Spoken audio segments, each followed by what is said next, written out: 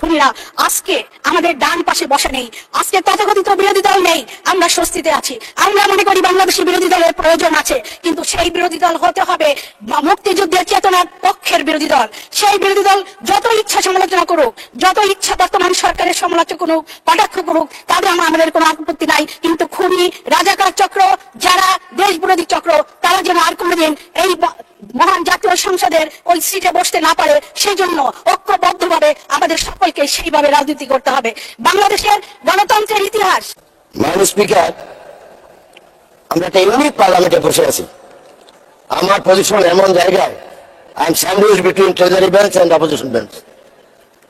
This is true sense of Westminster type of parliament, যেখানে treasury bench থাকে আর her Majesty's royal opposition থাকে।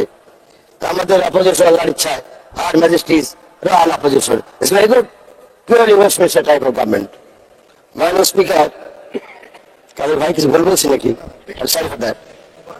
মাননীয় স্পিকার, পৃথিবীতে কিছু কিছু ক্ষমতাধর পুরুষ জন্মগ্রহণ করেন, তারা স্বপ্ন দেখেন। যেরকম আমেরিকাতে কিং মার্টিন লুথার জুনিয়র স্বপ্ন দেখেছিলেন যে আমেরিকাতে একটা ইগালিটারিয়ান সোসাইটি হবে, যেখানে caste, creed, colour, race, religion এগুলি থাকবে না, সমগ্র American black and white equal হবে। স্বপ্ন দেখেছিলেন। ওনাকে মৃত্যুর মধ্যে দিয়ে এই স্বপ্ন বাস্তবায়িত হয়েছে। আমাদের দেশে আমাদের জাতীয় জনক বঙ্গবন্ধু শেখ মুজিবুর রহমান স্বপ্ন দেখেছিলেন প্রথমে বাঙালিদের পাকিস্তানের বৈষম্য থেকে মুক্ত করতে, পরবর্তীকালে that culminated to war of liberation. যাই হোক, এরপরে পাশ্চাত্য কোনো দল চিরস্থায়ী থাকে না। রাজনীতিতে একটা গ্লোরি আছে মাননীয় স্পিকার, যে সবসময় জিতা, এর ভিতরে কোনো গ্লোরি নাই। কখনো জিতবে, কখনো হারবে, আবার জিতবে, আবার হারবে, এই সাইকেলটার মধ্যেই গ্লোরি লাই করে। আমাদের এখানে রাজনৈতিক দল, বিশেষ করে আমার দল 1958 সালে ক্ষমতা হারিয়েছে, 75 সালে হারিয়েছে, আবার 2001 সালে হারিয়েছে। আলটিমেটলি জননেত্রী শেখ হাসিনার নেতৃত্বে আওয়ামী লীগ আবার ঘুরে দাঁড়িয়েছে এবং simultaneously for the fourth consecutive time উনি প্রধানমন্ত্রী হয়েছেন। ওনার দল ক্ষমতা হয়েছে, এই জন্য উনি অবশ্যই কৃতিত্বের দাবিদার। মাননীয় স্পিকার, কোন দেশ এবং জাতি কেবল ন্যাচারাল রিসোর্স, অর্থ সম্পদ থাকলেই উন্নতি লাভ করতে পারে না। এই জন্য একটি সর্বদা স্বীকৃত স্টেট পলিসি দরকার।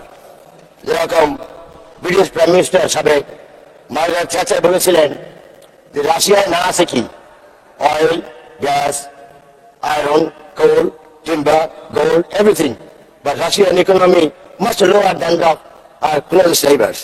আমরা অত দূরে যাব না।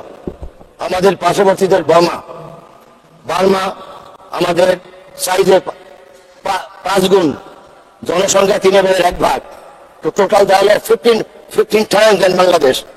তাদের মাথা পিছু আয় 1200, আমাদের মাথা পিছু আয় $2800। This is because of policy. বাংলাতে পলিসি নাই, ক্ষমতা দখল করে গণতান্ত্রিক সিস্টেমকে চলতে দেওয়া হয় না, রেজাল্টিং পভার্টি ইন বার্মা। আর আমাদের এই দেশে আমাদের গণতন্ত্র আমাদের মতো, আমাদের গণতন্ত্র ওয়েস্টমিনস্টার টাইপ হবে না, যেখানে ফার্স্ট পাস্ট দি পোস্ট সেই জিতে যায়। আমাদের গণতন্ত্র আমেরিকার মতো হবে না, যেখানে ইলেকট্রাল কলেজে 273টা ভোট পাইলে হবে। আমাদের গণতন্ত্র ফ্রান্সের মতো হবে না, যেখানে 51% ভোট করতে হবে। আমাদের গণতন্ত্র নর্থ কোরিয়ার মতো হবে না, যার নাম Democratic People's Republic of North Korea, ডেমোক্রেসির দাও ওখানে উপস্থিত নাই, একদলীয় শাসক।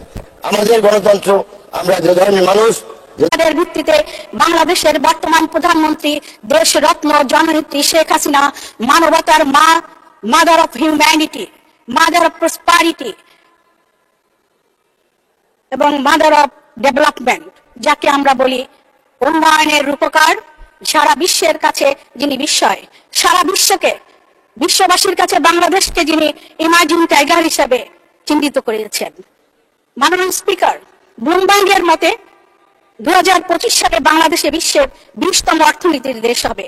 আর এই 20তম অর্থনীতির দেশে পদার্পণ করার জন্য জননেত্রী শেখ হাসিনা সামাজিক নিরাপত্তা যে কর্মসূচিগুলি উনি দিয়েছেন এবং সমাজের প্রতিটি সেক্টরকে বিশেষ করে আশ্রয়ন প্রকল্প, মানে নারীর ক্ষমতায়ন, আমাদের বিদ্যুৎ উৎপাদন থেকে শুরু করে বড় বড় সেক্টরে উনি ব্যাপক ভূমিকা নিয়েছেন।